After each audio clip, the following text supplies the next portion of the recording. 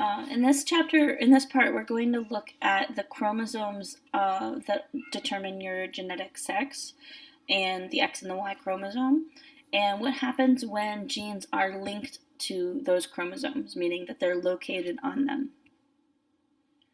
So, most animals have chromosomes that determine their individual sex. In humans, we have an X and a Y, and you can see some electron microscope pictures of those on the left. So the X chromosome is very large in comparison to the Y, but they count as a homologous pair. There are sex chromosome determinants. Note that when I talk about this, I am mentioning sex as a biological, physical sex, and I don't mean gender. Gender is not the same thing. Gender is how a person identifies. So these are going to be the physical characteristics based on hormones that create a male or female genitalia. But the X and Y chromosome in humans is not necessarily the only way to do it. So in humans, we kind of default to female. If there's no Y, then you're female. As long as you have a Y, then you develop as a male. In other organisms, such as the cricket, if you have one X, you're a male, two X's is a female. In chickens, they use a ZW, where two Z's is the male, and ZW is actually the female. And then in bees, it's actually the chromosome number. Males actually have half as many chromosomes as females. So even though that's not the same way that humans determine sex, it is still a chromosomal way to determine male from female. Sex-linked genes are genes that are located on a sex chromosome. So this would be, for example, in this image, we're looking at fruit flies. Fruit flies have a sex-linked gene for their eye color. The dominant eye color is red, and the recessive eye color is white, but this trait is linked only on the X chromosome. So if you look at the Punnett square on the left, when I cross a red-eyed female and a red-eyed male, the female has two chromosomes with the gene for red eyes, X big R and X little r. The male, whose sex chromosomes are XY, only has one gene for eye color, X big R, and then the other gene it has is the Y, and the Y doesn't give any information about eye color at all. So when we do this cross, the female has two possible eggs, X big R and X little r, and the male has two possible sperm, X big R and Y.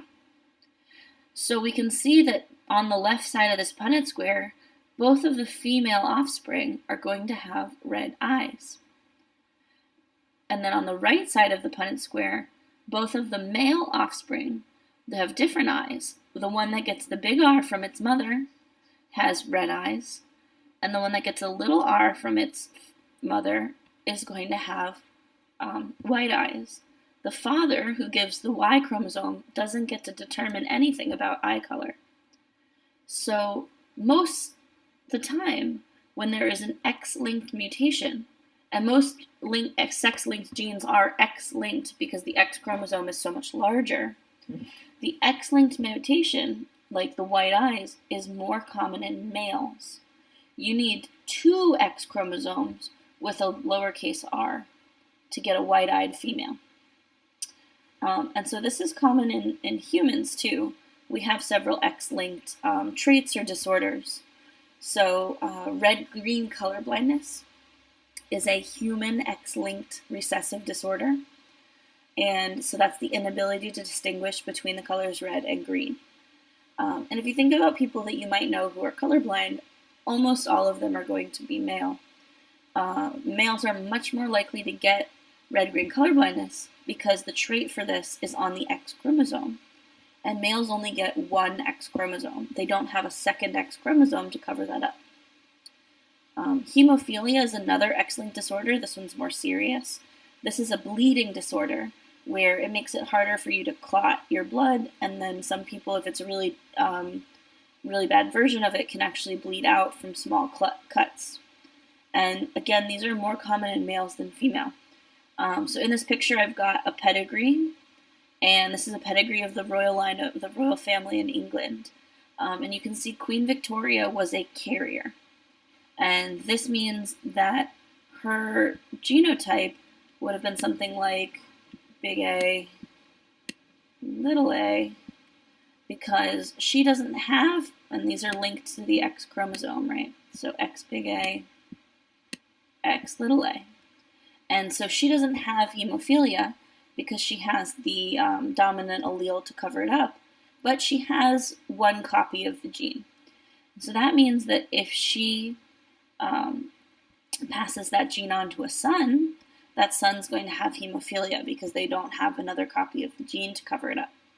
And so you can see that her son Leopold did have hemophilia, and a couple of her daughters were carriers and able to pass it on to their own children.